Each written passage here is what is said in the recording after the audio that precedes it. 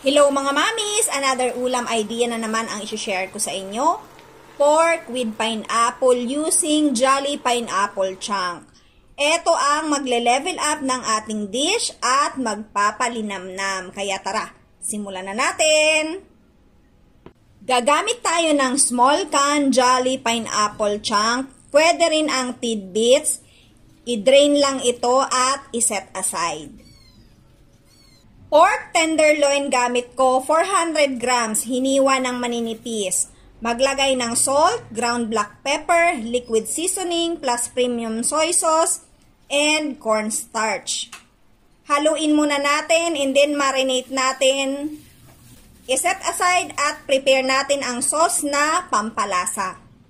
Para naman sa ating sauce na pampalasa, kailangan natin ng water, pineapple juice, premium soy sauce, vinegar, liquid seasoning, sugar.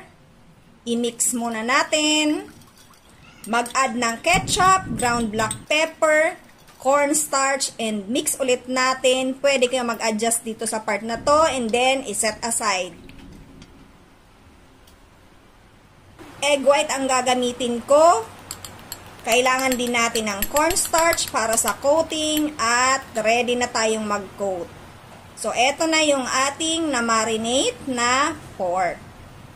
Isawsaw lang sa ating egg white na binati, cornstarch, coat, and then repeat procedure hanggang sa maubos natin yung i-coat natin.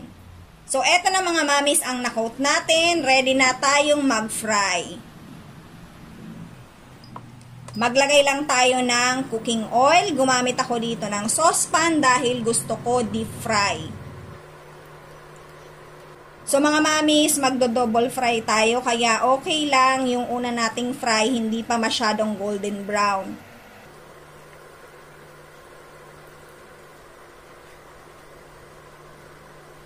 Pag ganito na yung piniprito natin, pwede na itong tanggalin sa mantika dahil magdo-double fry pa naman tayo.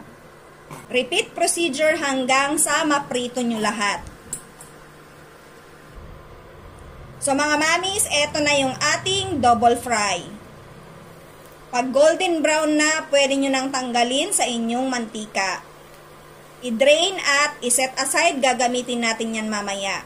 So eto palang ulam na to mga mamis, pero ile-level up natin yan sa ating gagawing sauce.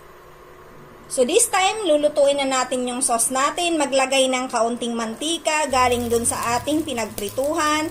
Ilagay ang ating onion, red and green bell pepper, at ang ating Jolly Pineapple Chunks. Gisa-gisahin lang natin at ilagay na natin yung mixture na ginawa natin. Huwag nating kalimutang haluin muna dahil buo-buo yung cornstarch niyan sa ilalim. Haluin hanggang lumapot yung ating mixture kagaya nito.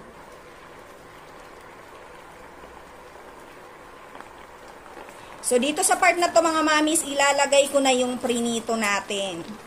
Haluin lang hanggang sa mag-well combine yung ating sauce sa ating meat. At eto na yung ating finished product. So, ayan mga mamis, ang sarap nito. Try nyo to at alam kong magugustuhan ito ng family nyo. At para sa ating final touch, maglalagay ako ng sesame seeds. Haluin lang ulit natin at pwede na tayong mag-plating.